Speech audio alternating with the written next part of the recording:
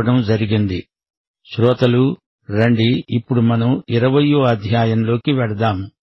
ఈ అధ్యాయంలో యేసు పునరుత్థాన వృత్తాంతం ఉంది. క్రైస్తవ విశ్వాసంలోని జీవనాడి పునరుత్థానం. యేసు మరణాన్ని గురించి ఎంతైనా చెప్పుకుంటాము, అయితే దానితో సమానంగా పునరుత్థానాన్ని కూడా మనం ప్రాముఖ్యంగా ఎంచి మాట్లాడాలి. ఈస్టర్ వస్తేనే కాని మనవారికి పునరుత్థానం జ్ఞాపకం రాదు. పేతురు చేసిన పెంతెకోస్తు ప్రసంగం మొదలుకొని అపొస్తలుల ప్రబోధాలలో ఎక్కువ యేసు పునరుత్థానమే ప్రస్తావించబడింది. యోహాను సువార్త 20వ అధ్యాయం 1-10 వరకు. ఆదివారమున ఇంకా చీకటిగా ఉన్నప్పుడు మగ్దలేనే మరియ పెందలకడ సమాధి వద్దకు వచ్చి సమాధి మీద ఉన్న రాయి తీయబడి ఉండడం చూచింది.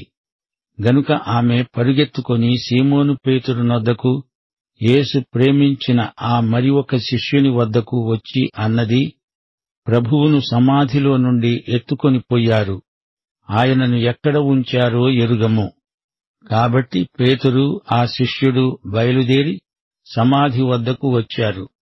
వారిద్దరూ కూడి పరిగెడుతూ ఉండగా ఆ శిష్యుడు పేతురు కంటే త్వరగా పరిగెత్తి ముందుగా సమాధి వద్దకు వచ్చి వంగి నారబట్టలు పడి ఉండడం చూచాడు. గాని అతడు సమాధిలో ప్రవేశించలేదు. అంతటా సీమోను పేతురు అతని వెంబడి వచ్చి సమాధిలో ప్రవేశించి నారబట్టలు పడి ఉండడము, ఆయన తల రుమాలు నారబట్టల వద్ద ఉండక వేరుగా ఒకచోట చుట్టిపెట్టి ఉండడము చూచాడు. అప్పుడు మొదట సమాధి వద్దకు వచ్చిన ఆ శిష్యుడు లోపలికి పోయి చూచి నమ్మాడు. ఆయన మృతులలో నుండి లేవడము అగత్యము అనే లేఖనము వారింకా గ్రహించలేదు. అంతటా ఆ శిష్యులు తిరిగి తమ వారి వద్దకు వెళ్లిపోయారు. శ్రోతలు వింటున్నారా? అది ఆదివారం, మొదటి రోజు. మగ్దలేనే మరియ సమాధి దగ్గరికి వచ్చింది. అది సబ్బాతు కాదు, ఆదివారం. ఆదివారం యేసు పునరుత్థాన దినం. అందుకే మన ఆరాధన దినం ఆదివారం. శనివారం యేసు లేవలేదు, ఆదివారం లేచాడు. అప్పటి నుండి యేసు శిష్యులు ఆదివారమే కూడి వస్తూ ఆయన్ను ఆరాధించారు. సబ్బాతు దినం పాత సృష్టికి సంబంధించింది. దేవుడు సమస్తము సృజించిన తరువాత సబ్బాతు నాడు విశ్రమించాడు.